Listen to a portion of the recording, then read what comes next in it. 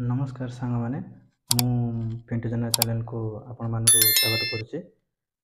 ଆଜି ଆମେ ଜାଣିବା ଆମେ ଯେଉଁ ଘରେ ପ୍ଲାଷ୍ଟିକର ଜିନିଷ ନେଇକି ଯେଉଁ ଆମେ ଯେଉଁ ୱାରିଂ କରୁଛେ, ଯେମିତିକି ସୁଇଚ୍ ବୋର୍ଡ଼ ପ୍ଲାଷ୍ଟିକର ହେଉ କି ଯାହା ବି ହେଉ, ଯେଉଁଟାକି କମ୍ ଖର୍ଚ୍ଚରେ ସେଇଟା ହୁଏ ୱାରିଂ।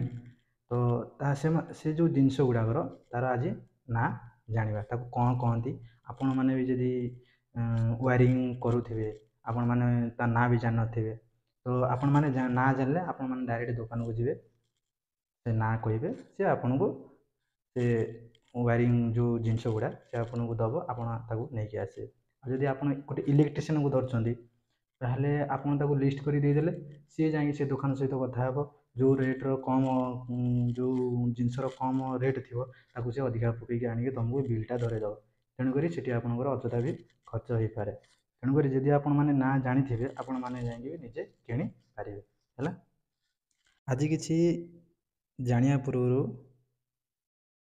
ତ ମୁଁ ପ୍ରଥମେ କହିବି କି ଆପଣ ଯେତେବେଳେ ବି କରେଣ୍ଟ କାମ କରୁଛନ୍ତି, 220 ଭୋଲ୍ଟର ହେଉ କି 440 ଭୋଲ୍ଟର ହେଉ, ପ୍ରପର୍ ଆପଣ ସେଫ୍ଟି ଜିନିଷ ପିନ୍ଧନ୍ତୁ ପୁରା ଆରାମସେ, ଆଉ ସାବଧାନର ସହିତ ଆପଣ ସେ କାମଟା କରନ୍ତୁ। ପ୍ରଥମ ଜିନିଷ ଏଟାକୁ କହନ୍ତି ଯେ ଆମର କ'ଣ ନା କଣ୍ଡୁଇଟ୍ ପାଇପ୍। ହେଲା, ଏଟାକୁ କ'ଣ କହନ୍ତି? କଣ୍ଡୁଇଟ୍ ପାଇପ୍। ତାପରେ ଆମେ ଜାଣିବା ଏଇଟା ହେଉଛି କଣ୍ଡୁଇଟ୍ ଏଲ୍ବୋ।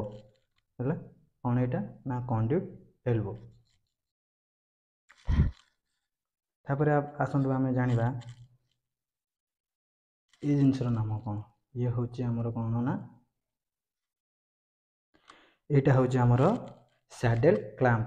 ହେଲା, ଏଇଟା କେତେ ଏମ୍ଏମ୍ର ଆସୁଛି ନା 20 ଏମ୍ଏମ୍ର ଆସୁଛି। ଆପଣ ଯେଉଁ ସାଇଜ୍ କଣ୍ଡୁଇଟ୍ ପାଇପ୍ ଦରକାର ସେଇ ସାଇଜ୍ର ଆପଣ କ୍ଲାମ୍ପ, ସ୍ୟାଡେଲ୍ କ୍ଲାମ୍ପ ଆଣିପାରିବେ। ହେଲା, ତାପରେ ଆକୁ କ'ଣ କହନ୍ତି? ଆକୁ କହନ୍ତି ଯେ 4 ୱେ କ୍ରସ୍ ବକ୍ସ କହିପାରିବେ, ନହେଲେ 4 ୱେ ଜଙ୍କସନ୍ ବକ୍ସ କହିପାରିବେ, ନହେଲେ 4 ୱେ ଆର୍ଜେ ବକ୍ସ ବି କହିପାରିବେ। ହେଲା, କ'ଣ କହିବେ ନା ଆପଣ PVCର ବି କହିପାରିବେ, କିଛି ଅସୁବିଧା ନାହିଁ। ହେଲା, ତାପରେ ଏଇଟା ଆମର ହେଉଛି କ'ଣ ନା 3 ୱେ ଟି ବକ୍ସ। ହେଲା, ଆକୁ ବି ଆପଣ 3 ୱେ ଜଙ୍କସନ୍ ବକ୍ସ ବି କହିପାରିବେ, 3 ୱେ ଆର୍ଜେ ବକ୍ସ ବି କହିପାରିବେ, PVCର କିଛି ଅସୁବିଧା ନାହିଁ। ହେଲା, ତାପରେ ଏଇଟା ଆମର ରହିଯାଉଛି କ'ଣ ନା କେବୁଲ୍ ଟାଏ। ହେଲା, ଏଟାକୁ କ'ଣ କହନ୍ତି? ଆମର କେବୁଲ୍ ଟାଏ। ହେଲା, ତାପରେ ଏଟାକୁ ଆପଣ କ'ଣ କହିପାରିବେ ନା ଆଙ୍ଗେଲ୍ ହୋଲ୍ଡର। ହେଲା, ଏଇଟା ଆପଣଙ୍କର 6 ଆମ୍ପିୟରର ଆସିଯାଉଛି, ଆଙ୍ଗେଲ୍ ହୋଲ୍ଡର କହିପାରିବେ। ହେଲା, ତାପରେ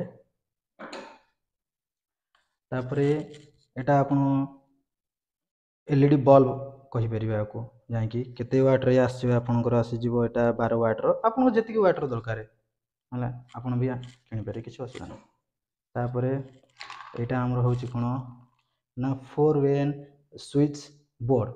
ହେଲା, 4 ୱେ ସୁଇଚ୍ ବୋର୍ଡ଼ ଆପଣଙ୍କର ଯାହା ଆପଣ ରିକ୍ୱାରମେଣ୍ଟ ଯାହା ବି ଥିବ ଘରେ, ଆପଣ ଯେତେ ଲୋଡ଼୍ ଆପଣ ଲଗାଇବେ ସେଇ ହିସାବରେ ଆପଣଙ୍କୁ ଗୋଟେ ରୁମ୍ରେ ଯେତେ ଲୋଡ଼୍ ଲଗାଇବେ ସେଇ ହିସାବରେ ଆପଣ ଯାଇକି କିଣିପାରିବେ। ହେଲା, ତାପରେ ଆସିଯାଉଛି ଏଇଟା ହେଉଛି ଆପଣଙ୍କର 6 ଆମ୍ପିୟରର ସିଙ୍ଗଲ୍ ୱେ ସୁଇଚ୍। ହେଲା, ନହେଲେ ସୁଇଚ୍ ପେଣ୍ଟା ବି କହିପାରିବେ, 6 ଆମ୍ପିୟରର, କିଛି ଅସୁବିଧା ନାହିଁ। ତାପରେ ଏଇଟା ଆପଣଙ୍କର ଆସିଯାଉଛି 3 ପିନ୍ 6 ଆମ୍ପିୟର ସକେଟ୍। ହେଲା, 3 ପିନ୍ 6 ଆମ୍ପିୟର ସକେଟ୍। ହେଲା,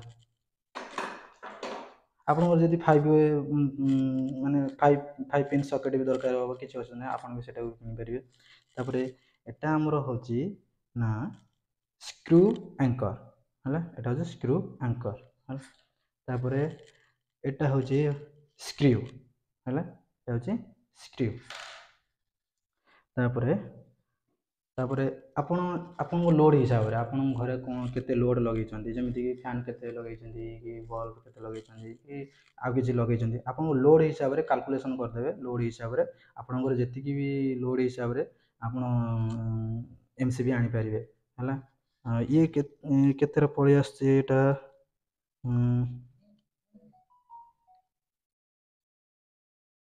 ଟୁ ପୋଲ୍ MCB ହେଲା, ଆପଣ ଯାଇକି କହିକି ଆଣିପାରିବେ।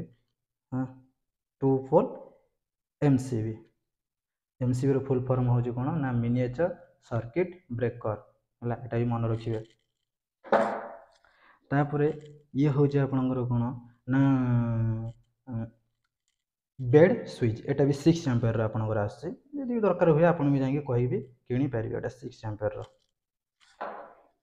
ତାପରେ ଏଟା ଆପଣଙ୍କର ଆସିଯାଉଛି 6 ଆମ୍ପିୟରର, ଯେଉଁଟା ପେଣ୍ଡାଣ୍ଟ ହୋଲ୍ଡର କହନ୍ତି, ପେଣ୍ଡାଣ୍ଟ ହୋଲ୍ଡର। ତାପରେ ଇଏ ଆପଣଙ୍କର ଆସିଯାଉଛି ଆପଣଙ୍କୁ ଯଦି ଦରକାର ହେବ ଲଗାଇବା ଲାଗି କୌଣସି ଲୋଡ଼ରେ, ତ ସୁଇଚ୍ରେ ନଥିବ ଆପଣଙ୍କର ଡାଇରେକ୍ଟ ଦେବା ଲାଗି ଫ୍ୟାନ୍ ହେଉ କି ବଲ୍ବ ହେଉ, ଆପଣ 3 ପିନ୍ର କିଣିପାରିବେ, ନହେଲେ 2 ପିନ୍ର ବି କିଣିପାରିବେ। ଏଟାକୁ କହନ୍ତି ଆପଣଙ୍କର 3 ପିନ୍ ପ୍ଲଗ୍ ଟପ୍ 6 ଆମ୍ପିୟରର ହେଲା।